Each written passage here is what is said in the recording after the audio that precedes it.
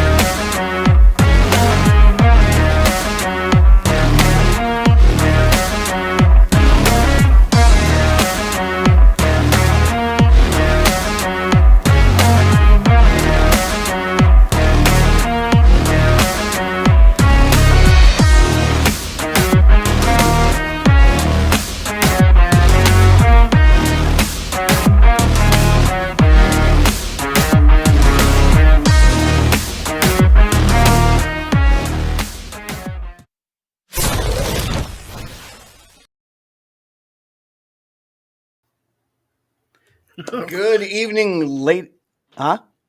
It took like 15 seconds to roll in there after the end of the intro. Yeah, I was trying to hold back a fucking sneeze, and it never came out. So I didn't want to have us pop on there and just all over the fucking place. So, but anyway, good evening, ladies and gentlemen. Welcome to another Vikings Uncensored.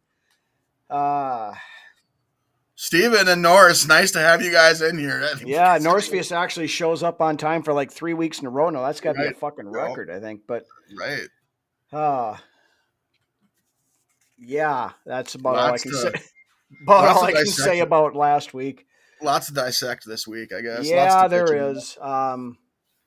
Brian, good evening. Hey, welcome back, my friend. Brian, it's been a while. Nice seeing you in here, bud. Welcome back to the show. Yeah, it's first time on time for me, Steven. Yeah, usually it's halfway through. Yeah, that's what it is. What it is. Who's ready to bitch tonight? I'm ready to bitch. We'll make this a little bit of a vent line if you want to bitch about the absolute shit show that we saw last Sunday night. Feel free to throw that in there. We'll bitch about that for a while. And then we'll turn our attention to this Sunday's game at US Bank Stadium, noon on Sunday, which hopefully bodes better for the Vikings. You know what? The majority of Vikings podcasts. Right, Doc. Nice seeing you this week. Most of these podcasts, the Vikings related podcasts, are all, lighting the shit on fire. I mean, it's all doom and gloom. Social media has been an absolute fucking dumpster fire. Let's raise that energy up there and try to get some positivity going here with this team. So right, we're long season, Rhino. It's a long season. We're gonna pull everybody back in off the edge just a little bit, and then we'll bitch about stuff here, but yeah, then we're gonna turn the page and we're going to. Steven wants to bitch big time. Well, let her loose, my friend. Let her loose. We'll Right. We'll respond to the comments as we go through here. But it wouldn't be a normal Viking season without some adversity, So maybe we're getting rid of the Skullfest was a win. Yeah, I heard I heard good things. Your pocketbook is angry. I one of these years I got to get down to Skullfest. I had been wanting to do it for the last 3+ years, but it just hasn't been in the books. But eventually we'll get down there. We will. Yes.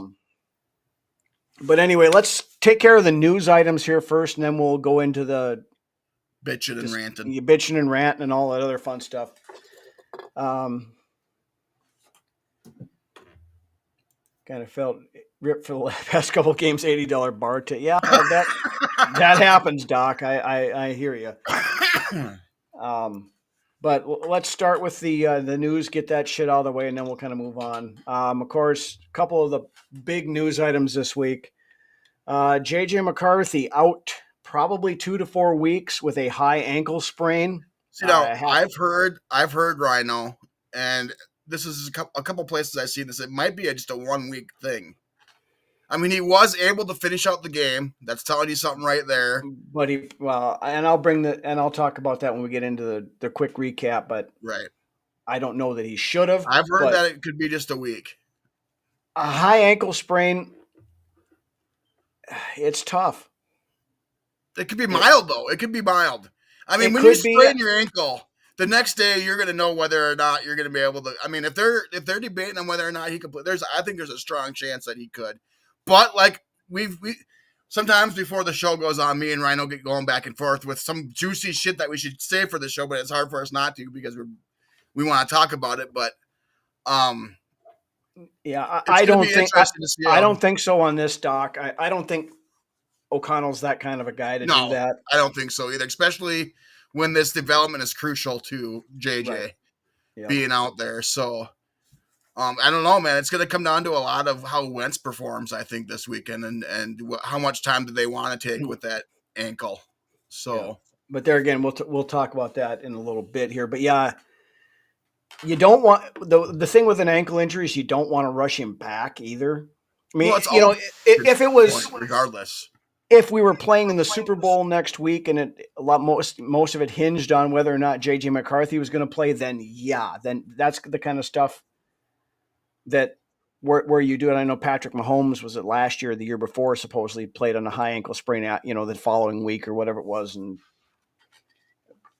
that kind of stuff. But it, like you mentioned to start the show, Lance, there's a lot of football left to play, and there is. Towards the end of the season, these first 4 weeks are going to be all but forgotten about and how things kind of played out to the everyday fan that just watches week to week. By the time you get to week 17, 18, you forget what happened all in the beginning of the season, and you're worried about just right now. And then if you're going into the playoffs, it's just a wash. It doesn't matter, man. You're making the playoffs. Everything's ahead of you. Right. So, yeah, Stephen, I'll hit that in just a second when we get to that point. Dave is here. Good evening. The godfather of Vikings podcast is in the house. I bid you adieu, David. Yes. But anyway, let's roll through the rest of the news quick. Then we'll get into the Falcons. I know everybody's chomping at the bit for this. Yep, I know. To get into our again, the injury bug from last week. Aaron Jones goes on short-term IR. Will miss the next 4 games. Small blessing in disguise. I don't wish injury on nobody, but damn it, I've been calling for Mason to start. Yeah, that's a big part of the problem, I believe. Yep. So of course, with Aaron Jones going on the IR, it would not be a Minnesota Vikings season under Kevin O'Connell without bringing back our old friend Cam Akers. Almost hilarious. At least we weren't giving up a pick this time. You have to respect the commitment to the bit at this point in time. Yeah. Like I said, we didn't have to give up any draft capital this time for him, though, thank God. Yep. Yeah, Norris, I saw that too, and some of the other stuff that's been going on out there, and I tend to agree with you on that. That's a great call there, Norris. I'm glad that you said that. I'm glad you popped it up on the screen there, Rhino. Yep. It comes down to processing for this young quarterback. Processing. They're still catching up to speed.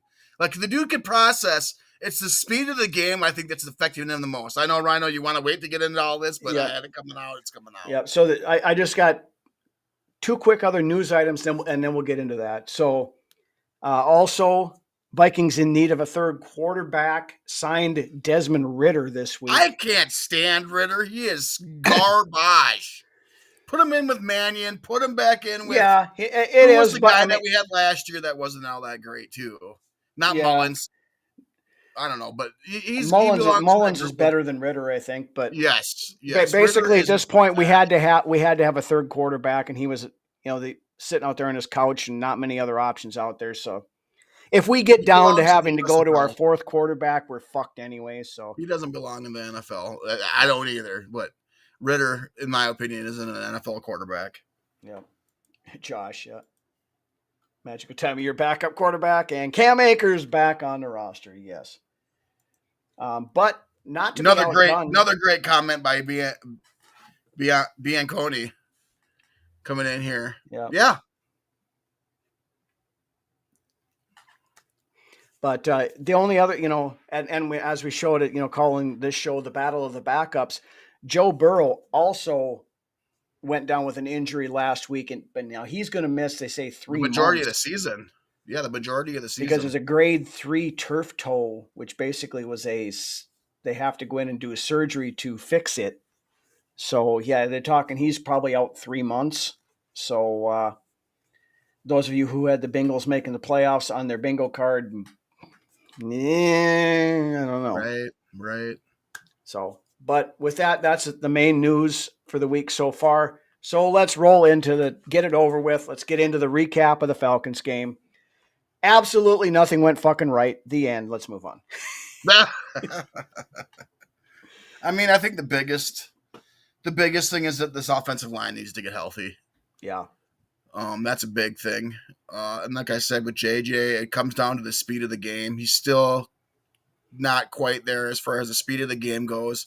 And as fans, we all knew that he was going to have to kind of learn on the fly going into this season. I mean, the potential's there for great things with JJ McCarthy. You can't give up on him after 2 weeks. No, you absolutely can't. Going back to Norris's comment here, school is absolutely hot garbage. Well, I had mentioned last week he's on the Rashad Hill type of level, Oli Udo type of fucking TJ tackle. Clemmings. I would have rather seen them pop Blake Brandel out there at tackle. Right now, I mean, if Darisaw doesn't go, I'm guessing it's probably Walter Rouse this week, but it's absolutely Josh. But I mean, school's out for summer, school's out forever, school's hopefully out. I mean, he's not playing this week, I don't think, because he hasn't cleared concussion protocol. And he didn't look good in the preseason either. He looked like which is probably trash. A blessing in disguise. I mean, at this point in time, they'd have been better off keeping Questenberry. Wow. I mean, yeah. You know, the school, I don't know what they saw in this guy, but yeah, this is a great point here, Dave. If Darisaw does not play this week, that LGRTOC equals 2. That is the number of starts for the center to left of the offensive line. Right. And both of those will be left tackle, left guard, not right guard, but both of those are our rookie left guards. So and speaking of rookie guards, Jackson had a shitty game last week against the Falcons. That's for sure. Yeah, but to be fair, it's hard to have a good game when you've got well. So he's not even a turnstile. It's like one of those wavy arm little things they put at the car dealership trying to block somebody. It was absolute chaos along the offensive line throughout 3 quarters of that game. So I mean, that's tough enough to overcome. Yeah, and I mean, I got Bradbury PTSD watching Juergens play. I mean, that was. Yeah. And you know, and going back to I'm not sure who brought it up, but talking about Kevin O'Connell's play calling, you know, it would go a long ways in helping our young quarterback and McCarthy if he would call more 3-step drops instead of these 5-step drops. You know, quick passes. And it's all these intermediate to long pass concepts that he's running. And when you don't have the time to get rid of the ball, you're going to take a lot of sacks. Well, and that's the thing. I know O'Connell likes to air it out and loves to do that, but get the ball in Jefferson's hands on crossing routes. 3-step drop, slants, boom, gone. Timing routes. Get it out. I mean, right now, dink and dunk it down the damn field if you have to, but you got to be able to move the ball and you got to be able to run the ball. Get your quarterback feeling comfortable with some complete completions instead of having the receivers running these deep to intermediate routes every play. Right. You know, you can't be running these 5-step drops and then expecting your quarterback to not get sacked, especially when he's still getting comfortable with the speed of the game. Mm-hmm. Run some 3-step drops and then get rid of the ball. Run a 2-step drop back and get rid of it. You know, quick slant, something to get this offense rolling. You can't be having 20 fucking 3-and-outs in 2 weeks to start the season. No, you can't. And if you go over to the other side, you know, not forever. I mean, the Green Bay, as much as I hate Green Bay, they feast on their slant game over there in Wisconsin. Yeah, the slants, the wide or the running back screens, those little wheel routes and shit like that. But and as much as the offense, where's this? That's a great fucking point. Where's this screen game we heard about all fucking summer? Mm-hmm. Yeah, and as much as the criticism as the offense deserves on that, and the defense kind of did their job. I mean, they shut down the passing game. I think the defense is what's keeping us in games right now. Right. I mean, they weren't more gassed towards the end of the game than what they were. From a passing side of things, Penix was no better than McCarthy was, other than the fact he didn't throw 2 interceptions. But the running game, Bijan Robinson absolutely gashed the shit out of that defense. That was a concern. That was definitely a concern, yes. We talked about that last week. I mean, and I love Ivan Pace, but he had a horrible fucking game. His worst game as a professional football player. He missed damn near every first attempt at a tackle he had. Pace had his worst game as an NFL fucking player it last was bad. week against the Falcons. Yes, Steven, I agree. Pounding the table earlier about 5 minutes ago on this. Mason has to be. He's the one that he's been one of the only people that has been setting the tone on offense the first 2 weeks of the season. Yeah, so I mean, hopefully with him as RB1, we're going to be able to get the running game churning a little bit. At some point, Rhino, KOC has got to quit being the good guy, the nice guy. Quit, just because Jones has been in the league for so long, or because he was a starter last year, he doesn't mean you got to trot him out there again out of respect to start him again this year. If Mason is the one getting the most yards per carry and is getting more production on the field, then you fucking tell Jones, hey, we'll come back to you when we feel like Mason should be your RB1, and you should be bringing Aaron Jones in for the pass, for the shit out of the backfield, the swing passes, the stuff like that. There is a place for Jones in this offense. Absolutely. But not as your running back one. No, I don't think so.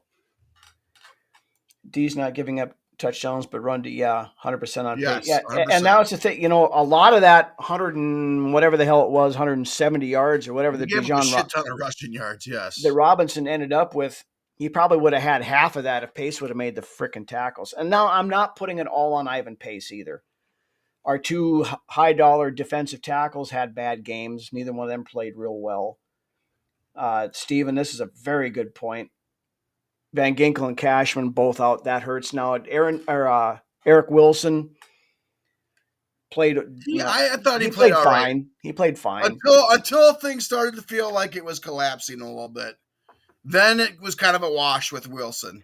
Right, but I mean, even through all of that, they held him without a touchdown until the very end. Yes, and that touchdown, they let him score it. Kevin O'Connell said they let him score it because they needed to get the ball back because it was still a 2-score game at that point.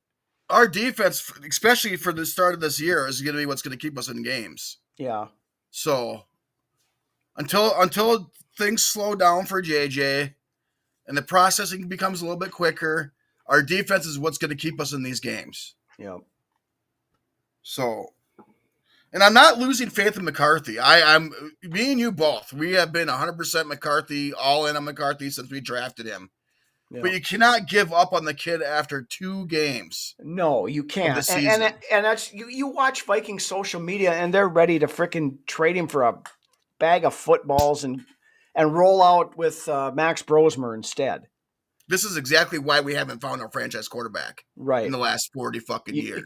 Kid wins offensive player of the week one week and has a bad game the next week, most of which had to do with the fact that he got injured in the third quarter and still continued to play. And we want to fucking run him out of town already.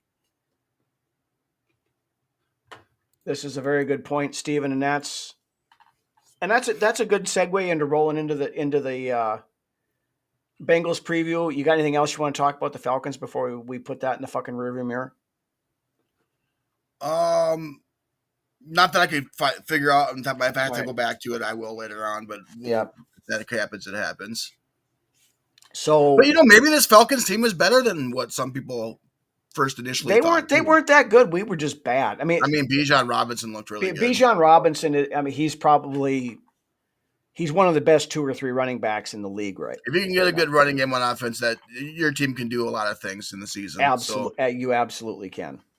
And that defense didn't look too bad either over there in Atlanta. So no, they didn't. But was it there where that looked that good, or was it just our depleted offensive line and the fact that everything we did went wrong? I mean that's kind of where I'm sitting at here right now.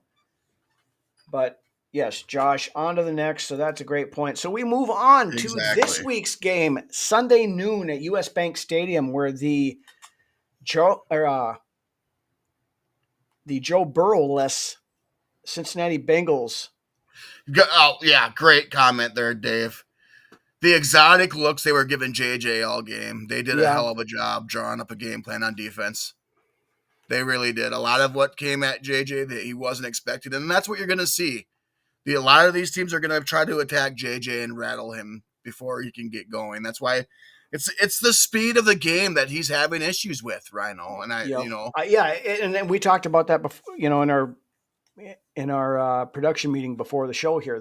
That that's the biggest thing, and that will. I believe in McCarthy. I believe I do too. Be a good quarterback, and that quarterback in this league. And it's that just timing, getting used to the speed of the game. Yes. Right, that timing and stuff is going to come, but it's not going to come without reps. So there's going to be. We knew there was going to be struggles.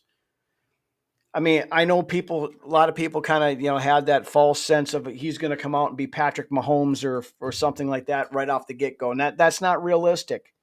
By the end of the year, I think, if he can get playing time and things like that, I think he'll get it figured out. I agree. The biggest thing is just to be able to get us in there. And I still think this can be a 10 to 12 win team if we. Oh, yeah. Yeah. Like I said, I'm not ready to give up on the season. No, absolutely not. I still believe that we could easily be a playoff team. It's just we got to put it together, and I think there's things that Kevin O'Connell can do that will help out JJ as well along the way. Yeah, and that's the thing. O'Connell's got to. I love this comment, Norse. I love this comment. Yes. Yep. Now, all that being said, of course, it's the battle of the backups this week. Jake Browning for the Bengals and Carson Wentz getting the start for the Vikings. I feel much more comfortable with Wentz going out there than when I would with Howell. Oh, yeah, absolutely. I'd have no freaking faith in Sam Howell being out there, but I would not be surprised one bit to see Carson Wentz go out there and absolutely freaking ball out this week. I know. I agree, especially against that Bengals defense. Right, because this is one of the easiest defenses we're going to play against all season. All they have is Trey Hendrickson. Yes. And Shamar Stewart looked pretty good. Shamar Stewart hasn't practiced all week. Oh, he hasn't? No, he has not. And I don't look for him to play this week. I was listening to K-Fan on the way home tonight, and they had, I forget what's her name, Tatum Everett had her show on tonight, and she was talking to a beat writer for the Bengals, and that beat writer said that she had talked to Shamar Stewart this morning, and he said that he's probably going to miss a couple of weeks because he's got an ankle issue as well.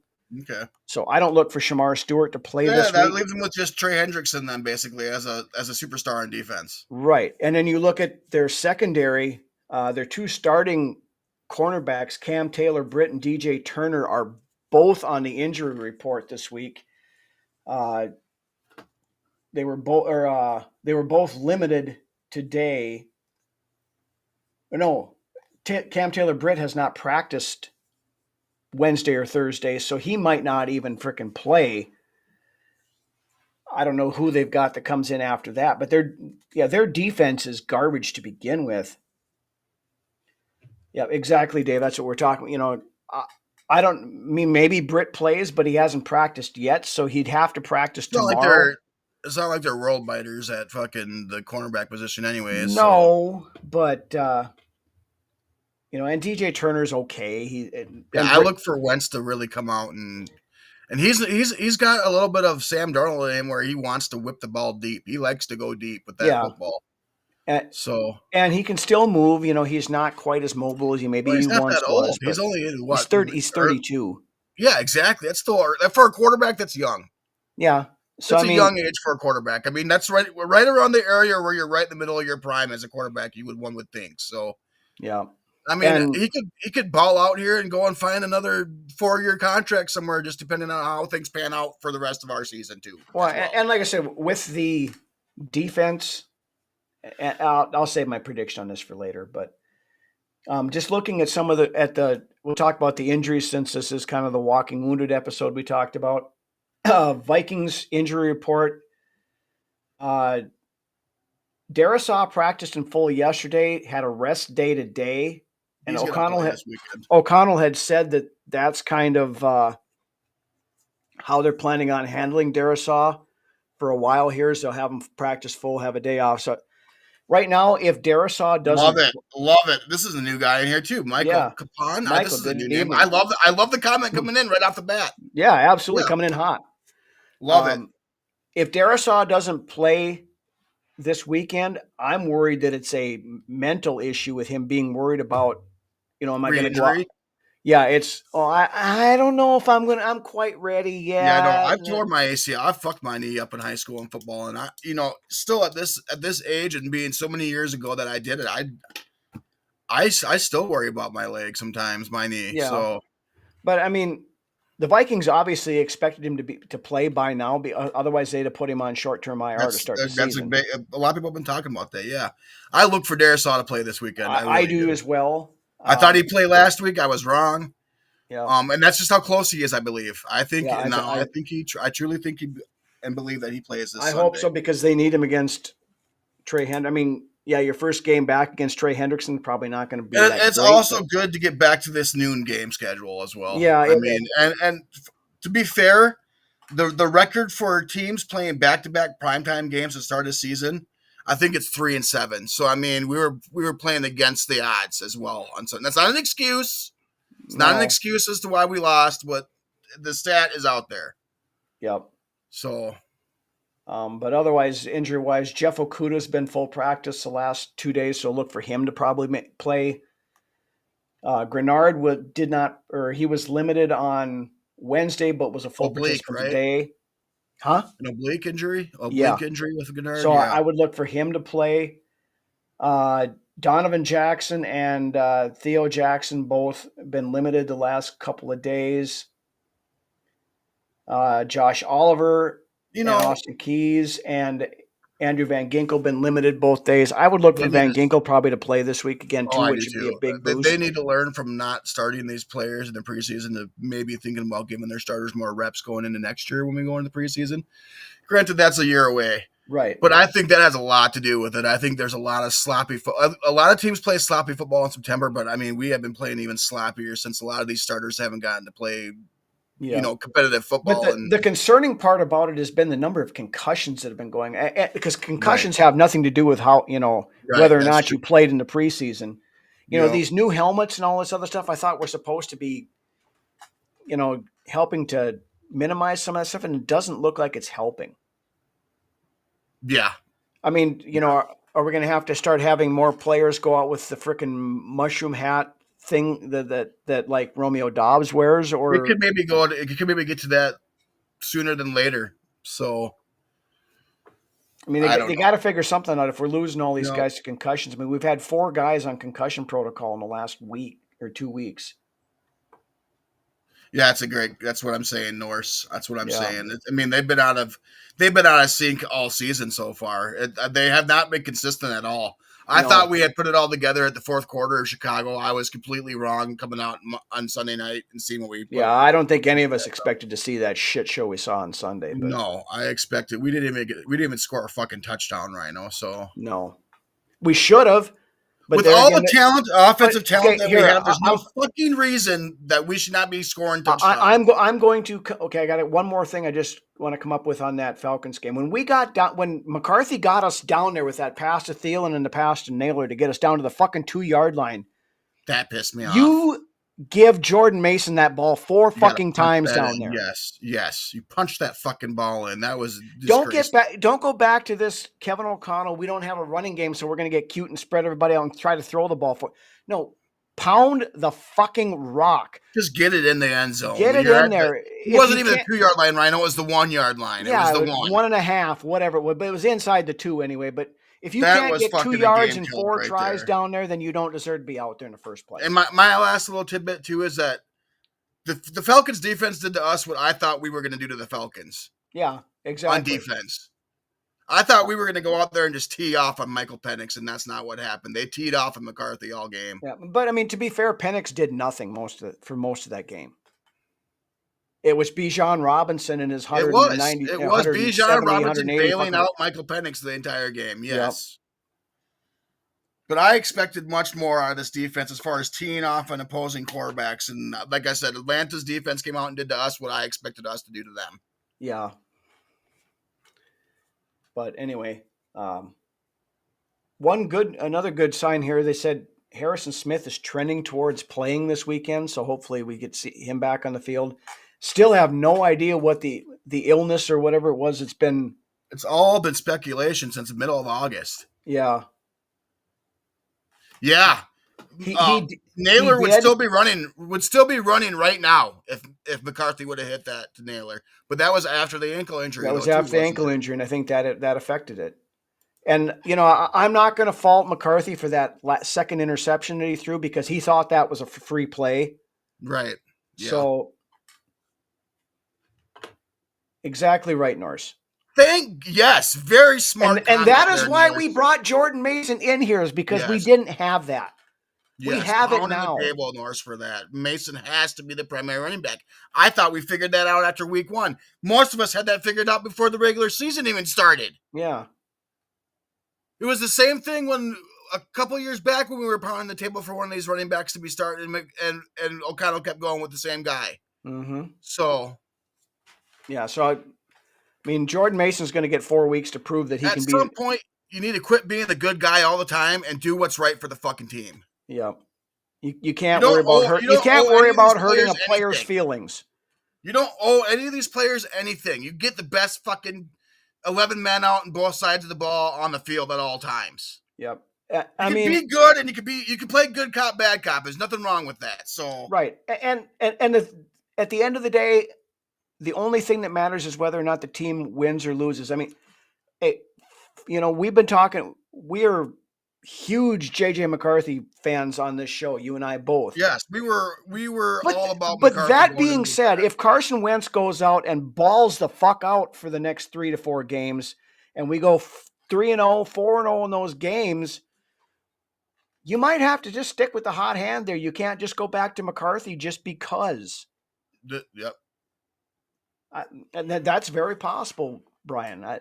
I've seen that comparison multiple times. Lance and I were talking about this again before the show, 9-11 going at, I hearken back, this for some of you guys, most of the guys who are in the chat right now, I'm Salisbury and Gannon. No, I'm going back to the old 9-11 back in the 80s when you had Wilson, Tommy Kramer and Wade Wilson going back and forth and back and forth. Yeah.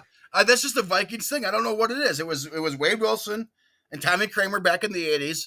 Early 90s, it was Salisbury and Gannon going back and forth with Denny Green. And now here we are with McCarthy and Wentz to be determined. Right. And maybe Carson Wentz goes out there and completely shits all over himself. I don't know. I don't think that's going to happen. But I don't think he will. I think he's going to be I think it's probably going to be the most competent game we've seen so far this season. Just because you get that veteran out there he's used to the speed of the game. Used to the speed of the game. And processing and all that, he's going to look a lot better than McCarthy has. But at the same time, you can't stunt the development of McCarthy because Wentz is playing so well. Unless, I don't know, it's hard for me to really answer that question and to fathom it right now. I'm going to have to feel it before anything. Yeah, but the next 2 or 3 weeks will tell the tale on that. Yes. But it would not surprise me one bit to see Carson Wentz go out this week and throw for 270 plus and 3 touchdowns. Yeah, it's not a Viking season without some quarterback controversy sprinkled in once every 5 years. Right. So, I still believe JJ McCarthy is the long-term answer here, but and if that's the case, Rhino, I don't know what to do then.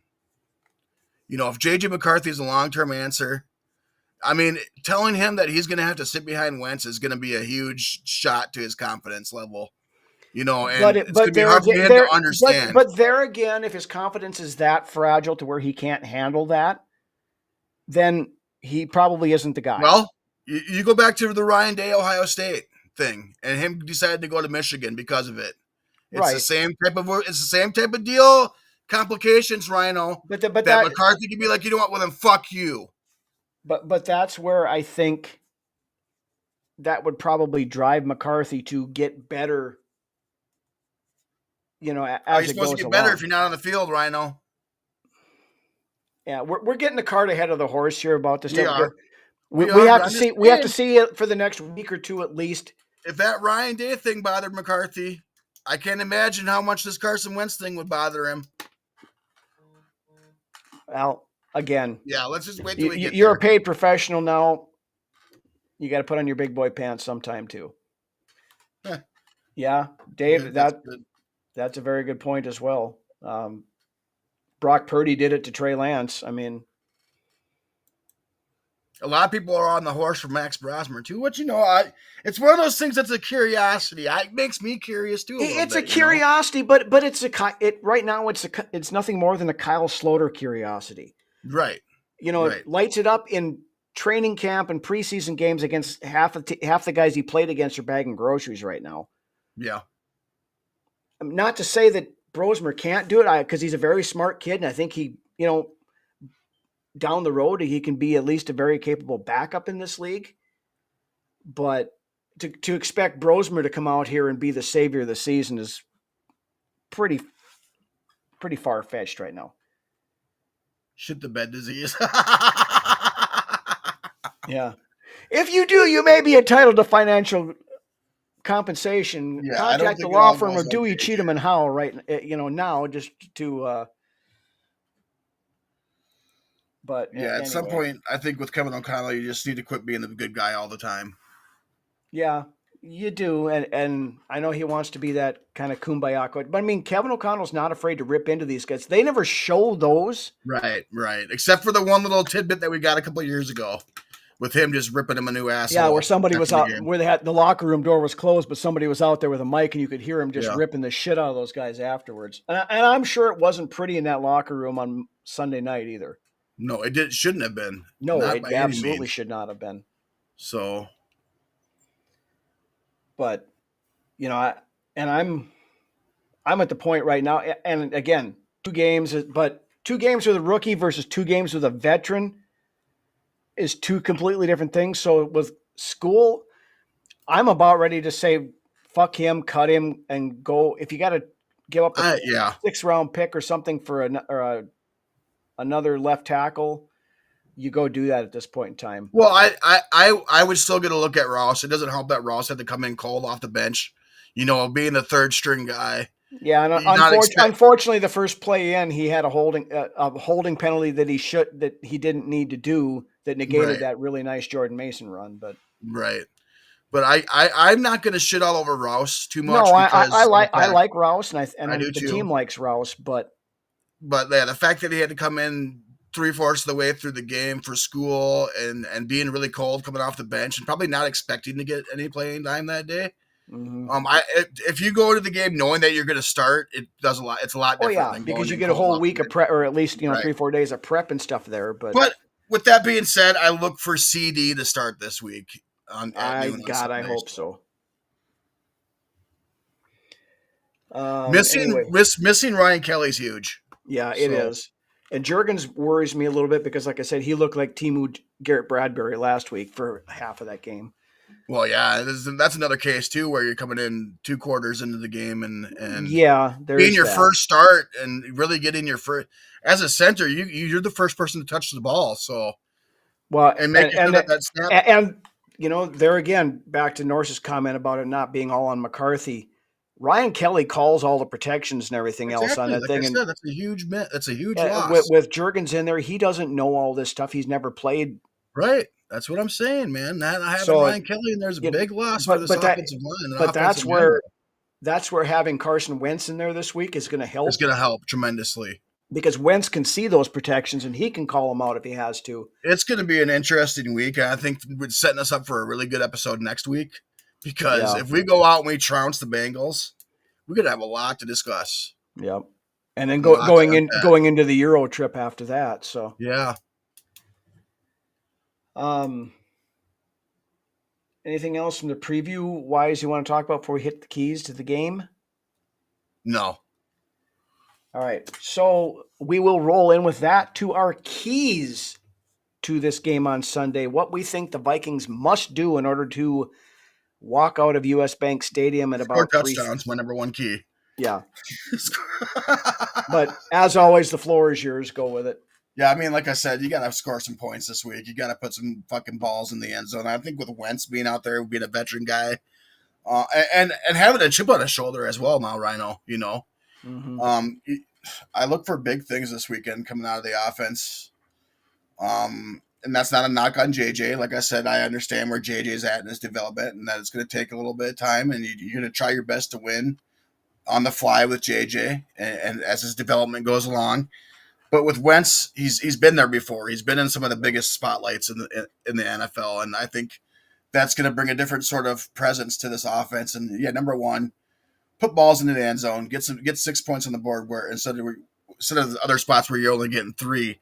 When you get down to the red zone like we did at the 2-yard line, the 1 yard, you pound it in with Mason. You let Mason start. Yes, there you go. I love that. That's a great comment. You're coming in with great comments as being a rookie to the show. Michael's coming in here with all sorts of great comments. So, on defense, you keep doing what you're doing. You got to tighten up that run defense. That's number one. Not granted that since he doesn't have the greatest stable of running backs, and they don't have Bijan Robinson, who's in top 5 running backs in the league, in my opinion. So, we had no issue against who do we play week 1? Bears. Yeah, we had no issue against Swift really on the Bears. Not really, no. And last year we had some problems against these power guys, the guys that can really wear out a defense. And like Mason, we had issues against Mason. Thankfully, San Francisco went away from the run game, and we ended up winning that game. But we have problems against these power running backs. So, yeah, Sonic and Knuckles up in Detroit. I mean, yes. So, I mean, shutting down that run game right away, showing people that we can shut down a run game is going to be huge. The defense, to me, has been what has been keeping us in games, like I said earlier in the show. And then they're going to get better. This defense is only going to get better, barring injury. Well, and that's the thing. We got to get these guys back. Van Ginkel back this week should help. Okuda back should help. And it's Jake Browning. We've had Jake Browning here in Minnesota. He is prone to throwing interceptions. And the last time we played against Jake Browning, we had Donishell as a defensive coordinator. So this is going to be a completely different defense that Browning sees compared to what he's seen a couple of years ago with Donatel.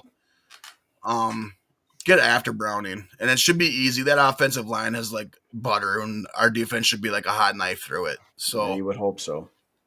I look for us to. I thought we were going to have a two win score against the Falcons. I could see us having a 2-win score easily against the Bengals, and really throwing the Vikings fan base for a whirlwind when it comes to the quarterback of this team. It's going to be interesting. But yeah, keys to the game is just shutting down the run on defense and scoring fucking touchdowns on offense, basically. Yeah. And having this offense run through Mason and then complementing it with a little bit of JJ. And you brought this up, and I don't know if you remembered this or not, but do we have a TJ Hawkinson problem? Yeah, there is that. Now, Hawkinson, that one throw to him last week, he should have caught that damn thing. And he hasn't been. He hasn't been the same since he injured his knee. No, he hasn't. And that's the thing. We're paying him an awful lot of fucking money. We're paying him top end, tight end money. He's getting $16 million a year, yes. and he. Oh, fucking Wentz is a hell of a strong arm. Yes, he can. Yeah, Wentz has got a cannon. Wentz can fucking sling it. Yeah, exactly. Let's see what happens this week. But I'm about DEFCON 3-ish on Hawkinson right now. And our tight end room is already fucking probably one of the worst in the league. So right, but I mean, if granted, you got Oliver there, who's one of the best blocking tight ends in the league. And this will be something we'll deal with later on the season. But we may have to have a TJ Hawkinson discussion. Yeah. And that's something that you brought up to me earlier this week. And there's that too, Norris. I mean, he got paid, and basically since he got paid, it's been yeah. Not getting a very good ROI on that investment. And as much as I bitched about Naylor in the offseason, he has looked probably like one of the better receivers on this team in the last couple of weeks. Yeah. So, I mean, Naylor looked pretty good, I thought. Yeah. But anyway, my keys to the game, first and foremost with the offense, stop Trey Hendrickson. He's their only real weapon on defense. Really? Yeah. And I said, if you get CD back this week, that's going to be a big help. That's why I'm looking for a high-scoring game on our offense's part. Like I said, it should be a 2-score win. Yep. We're at home, so yeah, and that Joe Burrow's not out there. No, and that rolls into my next point. Get the run game going, whether it's Mason, whether it's Scott. I think they'll sprinkle in some Scott in there. Wouldn't be surprised to see Akers in there. I wouldn't be surprised to see Akers in there. Akers knows the system. You would think. They'll call him up for, he'll get, because he's RB3. They're going to have 3 running backs active. I don't mind Cam Akers. It's just been silly how things have panned out for him. Yeah, like I said, it's almost a, we always talked about it before about the only thing surviving a nuclear holocaust or nuclear winter, and it's just like, now, again, there's only 3 certainties in life. It's death, taxes, and Cam Akers ending up on the Vikings. Right. Jamar Chase and T. Higgins do worry me a little bit, but got Browning and that was my next point. We've got T. Higgins and Jamar Chase going against our secondary. Can Byron Murphy and Isaiah Rodgers and Jeff Okudah shut those guys down? Or can we get to Jake Browning and get him off his mark before he gets a chance to throw it to those guys? Right. That's going to be but then on the other side, my other thing is their banged up secondary versus Justin Jefferson, Adam Thielen, and Jalen Naylor. Cam Taylor-Britt has not practiced all week. He may not play this weekend. He's going to have to practice tomorrow. Otherwise, I don't think he makes it. And DJ Turner's been dealing with an injury as well. So, they're beat up in that secondary. So, I think that Tinsley over there is going to be a good receiver too for the Bengals eventually. Yeah, he's a good number 3 guy. I think the kid's got some serious potential there. But going into week 1, the Bears had nobody out there at corner either, and we couldn't get anything going. But that's where it comes back to Wentz again, Rhino. What's Wentz going to do? How is he going to look in this system? Like I said, there's going to be Wentz knows the system because he spent a year as the backup quarterback for Matt Stafford under Sean McVay. This is going to send Vikings fans into a doozy if Wentz comes out and lights it up, Rhino. Well, and that leads right to my final point. Let Wentz go out there and sling it. Yeah. He's fully capable of doing so. Yep. He can hit those passes to Jefferson going down there, Naylor streaking down the sidelines. And it comes back to see if Hawkinson can catch the fucking ball anymore. Right. And it comes back to Turk's comment there a little bit ago about Wentz being Case Keenum. Wentz has a lot more potential and a lot more athletic talent than Keenum does. Granted, Keenum's got he's a little slippery, but Wentz has got a much better arm than Keenum. Is that what I'm getting at? About athleticism-wise, they're about the same. But Wentz has got the better arm talent than what Keenum did. You got to remember, Case Keenum was a late-round guy that would never expect to be much. Carson Wentz was a second overall pick. Right. And he was trending on an MVP pace in 2017 until he got hurt. A long leash, Stephen. A very, very long leash. It'll take an injury for Max to come onto the field. Or if Carson Wentz goes out and, God forbid, throws 4 interceptions in the first half or some damn thing like that. Right, which I don't believe is going to happen. I don't think so either. But the leash is long, Stephen. In my opinion, that leash is pretty long, and I think the only way Brosmer sees the field is like if Rhino said, like if Wentz throws 2-3 picks in one quarter or the half, or Wentz gets injured. Yeah. That's the only way you're seeing Brosmer on Sunday. Otherwise, I think Carson Wentz is your guy until McCarthy's back. Right. The overseas games, and that's usually just how it goes. By week 6 and week 7, you kind of know what you have as a team. Yep, so. And those overseas games, that makes it kind of interesting with McCarthy, because if it is a 1 week thing, like you said, then okay, it's does fine. He travel with the team? Does he travel with the team? Does he travel with the team? And you got to remember that's an 8-hour flight from Minneapolis to Dublin or London or whichever they're going to. You flying in an airplane for 8 hours. And you got a bummed up ankle or something like that. That could adversely affect how how that ankle feels. And it wouldn't surprise me to see McCarthy go over there, but not suit up. But like I said, man, he may be the emergency quarterback or something like that. I look for Wentz to start this week and probably next week against Pittsburgh, and then let McCarthy go against the Browns. Provided he's healthy enough to play. Right. Unless that Browns defense ain't no pushover either, though, Rhino. No, it isn't. You got Myles Garrett and you got all those guys. But unless, like I said, if Wentz goes out and completely balls out the next couple weeks, then you wait until after the bye. Maybe you bring JJ back for the Eagles game. But then again, if I'm Wentz, I'm wanting to play against the Eagles. Yeah. If I'm Wentz, I'm pounding the table to play against Philadelphia. So, especially if you're balling out to that team and you're stroking it and you're feeling it. Yeah. If I'm Wentz and you're winning games. And there's one other thing with Wentz here that we got to kind of keep in mind. We've heard the Adam Thielen story 7 billion times. Yeah.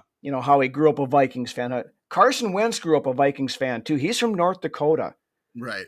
He grew up cheering for this team. He talked about that earlier this week. He said when you walk down that hallway and last week when he came out onto the field for introduction and stuff, he said it was very surreal. He said, when you've been in the league for a while and you go play for other teams, you kind of forget about some of that stuff. Right, but then when you get back to the team that you cheered for as a kid growing up, goosebumps is what's going to happen, is what it is. Right. So, it brings back those feelings. Right. And Wentz absolutely has something to prove. We talked about that earlier. You brought it up.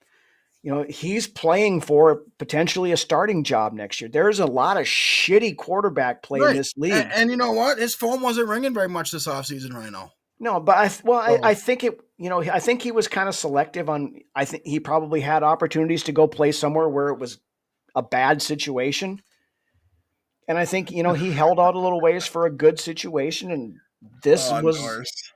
Yeah, it's after hours. Yeah. That's not 10 o'clock. It ain't quite 10 o'clock yet. So, reel her back in just a little bit on that one. I had a feeling somebody was going to say something too when I used that. Of course. Technology. But anyway, anything else you want to hit on this game before we move on?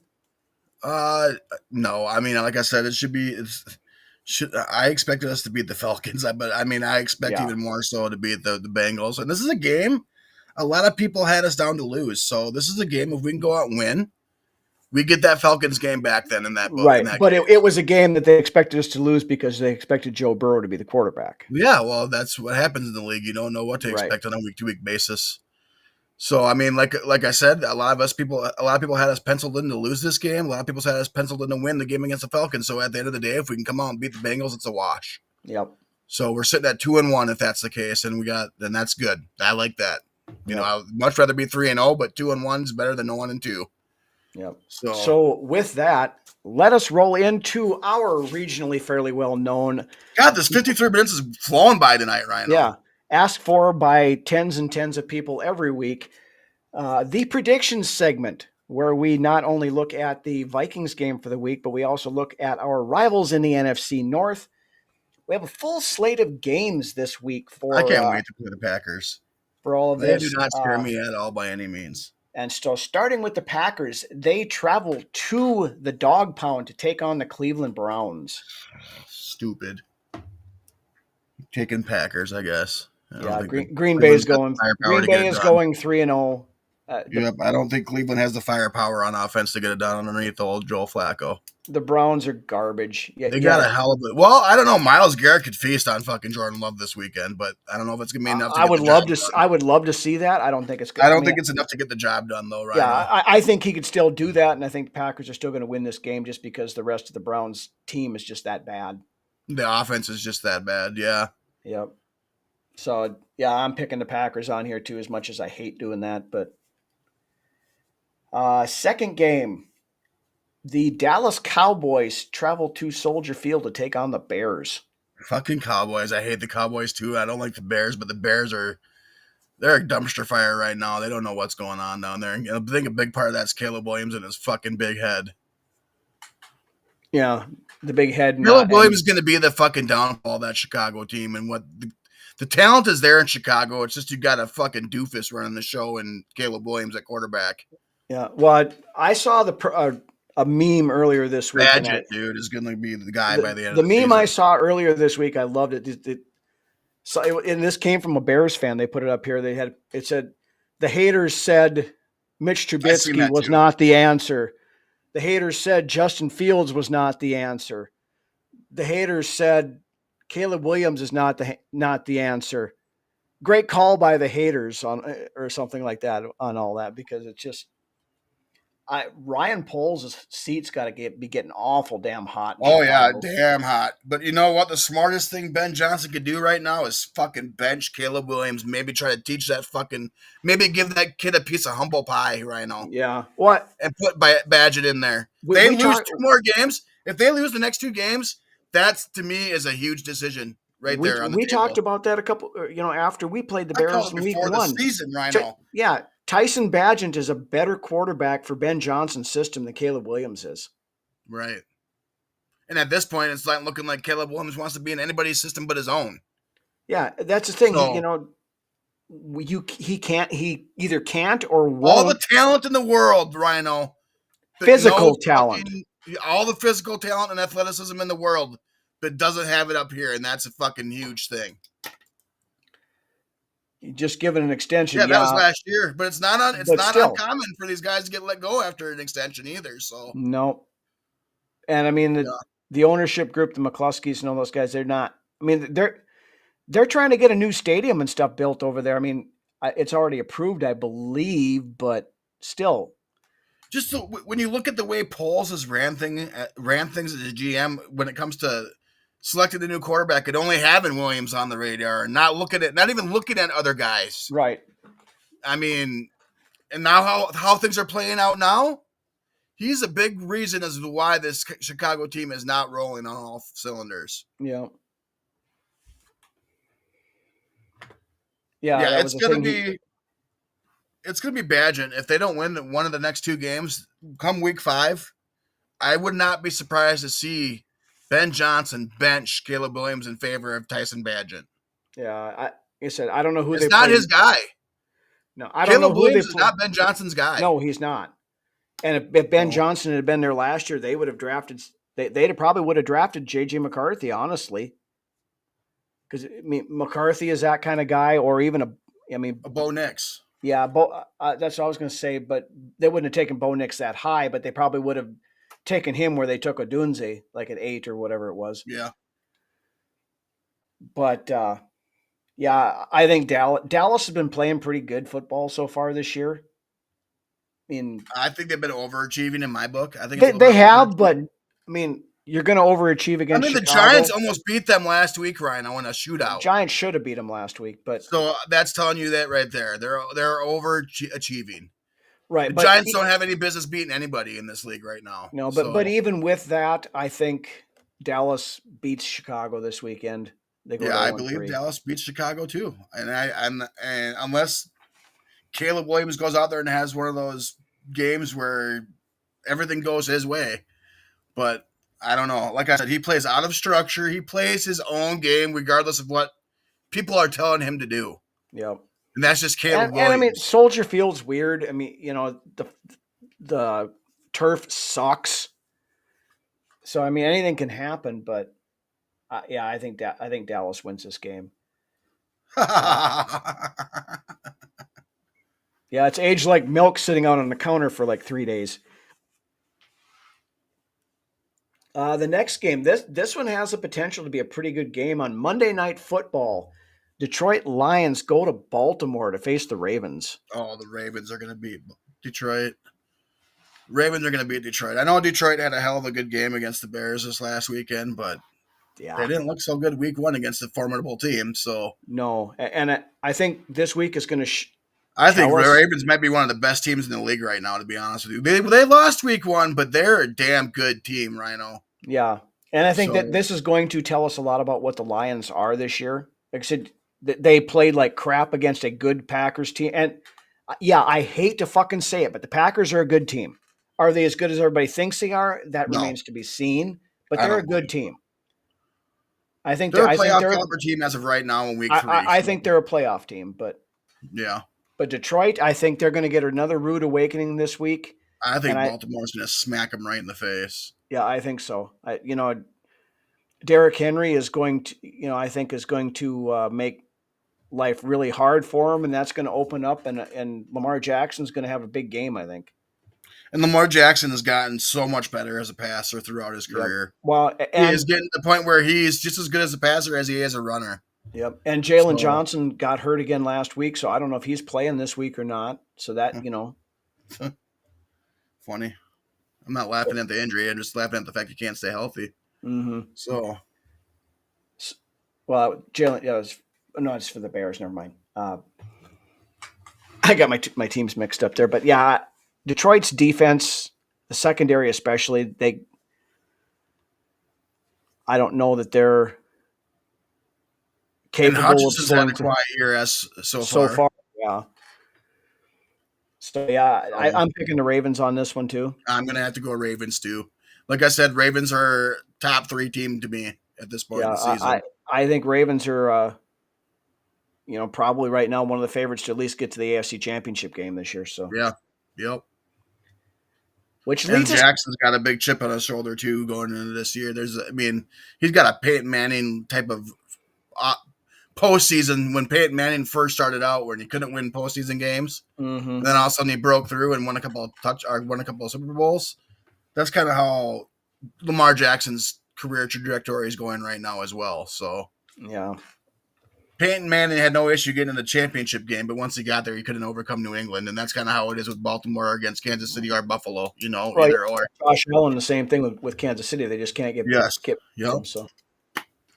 But then the final game of the NFC North schedule for this week, again, noon Central Time, U.S. Bank Stadium. The Cincinnati Bengals come calling to take on our Minnesota Vikings. So, from a fan's perspective, this is a must-win game for this team from a fan's perspective, because you're going to be hearing a lot of shit if you do not go out.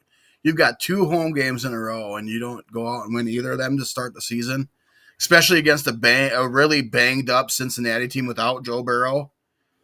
The roof's going to cave in for the fan base if we don't come out with a W this weekend. And I don't think not just from the fan base standpoint, from a schedule standpoint, we talked about this. We ideally need to be 3-1 after the first 4 games, or 4-1 after going into the bye, because after we come out of that bye, then we have a brutal schedule for the next 4 to 5 games. Yeah. So this is as close to a must-win game in week 3, I think, is what you can get. Especially when it comes to like the mental aspect of the season for the players and the fans. If we come out and shit the bed this week, I think things could go off the rails really bad, really quick. Yes, I agree, 100%. So I think they right the ship this week. I think they go out. Like I said, it wouldn't surprise me at all to see Wentz go out and throw for 275 and 3 touchdowns. Yes, I agree. And I think Mason punching him in maybe 1 or 2. Yeah, so I think the Vikings go out and and they could score 30 points this week, I think. I mean, this is with this offense and the amount of talent on it, and if you get somebody in there that knows the system and has been playing in the league for some time and has had some big starts. Yeah, he's battle tested. You could see this offense putting up quite a few points this weekend against the Cincinnati Bengals defense. Yeah, I think Are the Cincinnati Trey Hendricksons. Right. So yeah, I'll take Minnesota to win this week. We have to win this game, in my opinion. Is the season over? Is the season over if we don't? No, but it makes things a lot more difficult. Yes, and it makes it a lot more easy for us to throw fuel on the fire, or our fans to throw fuel on the fire, or whoever it might be. But yep, this is a game that would be very much good medicine for us right now. Absolutely. So, and I hope it's not just you go in and you win by 1 or 3. I hope we can go out there and win by 10 to 17. 10 to 17 points. Make it a 2-score win, just to kind of make a little bit of a statement, like, to know what we're capable of doing, and we're not packing up the tents here. We're going out to win football games. Right. So to reinvigorate this fan base, off of a win would be nice right now. So right. But all right, with that, we've gone over an hour here, and it's the morning comes early, I guess, for getting up to go. So, any last words before we call it a night here? It's weeks like this when we go out and we lose on a Sunday like we did this week. I cannot follow anything Vikings related throughout the week because it's everybody overreacting. It's a bunch of shit talking. People already want to. Yeah, it is. I just can't. I cannot bring myself to look at Vikings news or anything Vikings related when it comes to a shitty loss like that on Sunday night. So I'm kind of behind on the news, and that's fine by me because I try to keep a level head throughout it all. So, I mean, I'm looking forward to this weekend. I'm hoping we can walk away at home with the win against Cincinnati. I don't want to say it, but it should be an easy win. This should be an easy win. And let's no such thing for the Vikings, but right. Let's just walk into the U.S. Bank Stadium and take care of business this weekend. Yep. So, all right, with that, want to thank everybody for joining us. Great discussion in the comments section as well. We had some new faces coming in hot with some great comments and great questions tonight. Appreciate all of that. Shout out to everybody who watches. Yeah, hit that like and subscribe. We've been neglecting that the last couple of weeks of saying that. Yep. Hit the like, hit the follow, hit the subscribe, whether it's the YouTube channel, whether it's the Facebook, whether it's Twitter. Do all three of them. We really would appreciate that. Especially Facebook because we get monetized on there. Exactly. Follow us on there. Follow and like the page. Yes. Likes are free. Absolutely, Dave. Yes, they are. But with that, again, thank you, everybody. Do want to give a call out to my lovely wife. We are celebrating 1 year of marriage tomorrow. Wow, so, 1 year already, Rhino. Yeah, it's gone by. It's gone by fast, but just want to say I love you, honey, and hopefully, I don't know if you're still watching or if you've gone to bed by now. But with that, again, thank you guys. Have a great weekend, and why don't you take us out of here, Lance? Well, congratulations on your 1 year marriage, Rhino. Now that I know that's going down tomorrow, hopefully you have a good little anniversary planned. Man, let's just get this ship sailing the right way. And it all starts this Sunday. Like one guy came in here saying, I think it was Michael, come in, just hit the reset button and let's go forward. And, I just want to win, man. One before I die. That's the motto of a lot of Vikings fans nowadays. So one before we die, give us something to cheer for. Aubrey and Millie, if you're out there watching, Dad loves and misses you. We'll see y'all next week, Saturday. Yep, we're going to go back to our weekend schedule now. Starting next weekend, it'll be Friday night, Saturday night shows. Somewhere Doc is going, woo! Yep, Doc's happy now. So, but anyway, yeah, have a great weekend, guys. And next Saturday, 9 p.m.